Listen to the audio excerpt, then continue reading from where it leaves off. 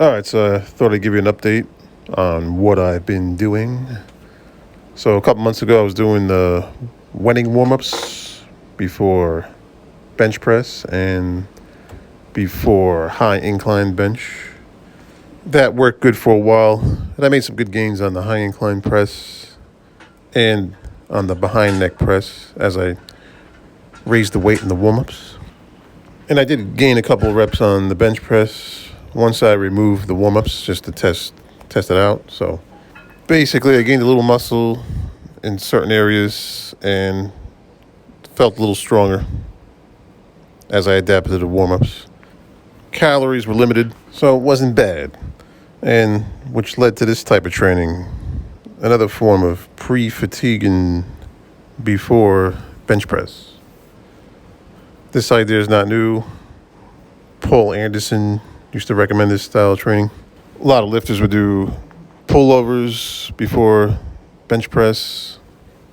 That would pre-fatigue the triceps, chest, and stimulate growth, and more growth would lead to more strength eventually. Paul Anderson said you have to channel in the assistance exercise into the lift. That makes sense because once you become more advanced in your training, it becomes more difficult to overload the muscle and build more size and continue getting stronger, especially if you're doing it the natural way. And Paul Anderson is one to listen to. He was about 75 years ahead of his time. His style of training led to the Russian and Bulgarian weightlifters becoming more advanced. They copied his training methods and have been winning ever since. So pre-fatiguing before bench, sometimes the overhead press is used, sometimes the pullover is used. Over the years, I have had good results using the chest flies, skull crushers, and front raises before benching, and it always seemed like a good way to gain some muscle, especially when you're watching calories and don't have any really crazy goals, like maxing out with the most weights. And you might get stronger and you might get leaner at the same time. You definitely won't get weaker, that's for sure. So in this latest version of pre-fatiguing before bench press, I start out with the neutral grip bench press for about 3 sets of 5. And on these sets, I'm not trying to push too hard. I'm trying to leave some reps in reserve on each set. Just trying to pre-fatigue some before I move on to the regular bench press. So this exercise works the chest very good, works the upper chest. So overall, good chest thickener and strengthener. And the triceps are involved too, depending how you lower the weight. You lower the bar to the lower part of your chest, you get more chest. You lower the bar to your upper chest, get more tricep. Front delts get worked some, but not that much for me. This exercise works my chest more than anything. And that's due to the neutral grip that keeps the shoulders out of it as much as possible and works the chest. So after these neutral grip bench presses, I go on to an exercise that's more shoulder focused, and that would be the upright row with a closer grip or a medium grip.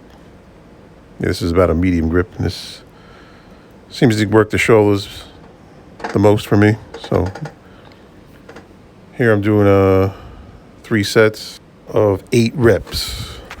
Upright rows are great, and they work the shoulder girdle much better than the bench press can. And that's another thing. If you're a taller guy and you don't do any shoulder girdle work, either with a upright row or an overhead press, you will stall on the bench press unless you gain a bunch of weight. Gaining fat will improve leverage on a bench press for a guy 5'10" or taller. But I'd rather thicken up the shoulder girdle and do it more lean, or as lean as possible. There are limits though. All right, so after the shoulder girdle work, I go on to a tricep exercise, and here I'm doing a skull crusher. So I'm gonna get 3 sets of 6 of this. Not trying to push too hard, just some reps in reserve, hopefully. I still have to move on to the barbell bench after all this, so I don't want to be completely wiped out. I just want to stimulate the long head of the triceps, Seems to be hard to do with a compound movement, so got to go isolation on this one.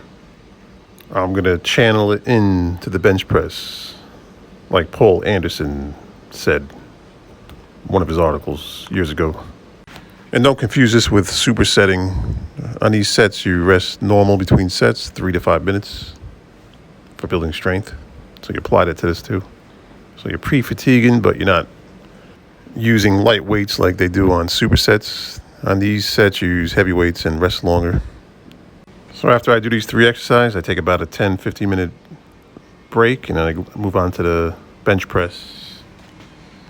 So in this workout, I did some singles. 315 went up pretty easy. So I added 10 pounds, 325. That went up pretty easy too. And after that, I put 330 pounds. Started to feel heavy on this set. And went up, no problem. And after that, lowered the weight down to 320. Get a couple of pause reps in. Don't want to cut myself short, so I did a pause. That went up. So based on these sets, these singles, I'm at least 20 pounds over these on a normal day when I don't pre-fatigue. And see how it goes from there. If I can build strength on these while pre-fatiguing, and then take away the pre-fatiguing exercises, and should be a big jump in strength. Thanks for watching.